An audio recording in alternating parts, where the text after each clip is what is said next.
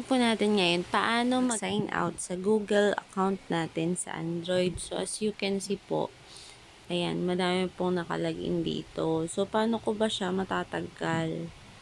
Ayan. So, pupunta po tayo sa settings na ating Android. Tapos, hanapin natin yung users and accounts. Ayan po, users and account. Click natin yan. Tapos, punta po tayo sa Google. Ayan. Ngayon, paano ba yan? Ayan, tatanggalin ko halimbawa. Ito. Si Meharu Bella. Tanggalin ko siya. Ayan po. Sa pinakataas po, ay makikita nyo, delete.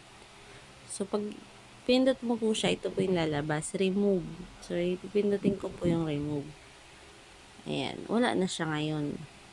So, matagal ko na rin pong iniisip ko paano tatanggalin yung aking Gmail account. Ang tagal-tagal ko na nabubuang-buang na ako. So, naghanap ako sa YouTube. Wala akong makita. Kaya, ayun. Ayan nga. Nakita ko siya. Kaya, isi-share ko sa inyo. Thank you for watching.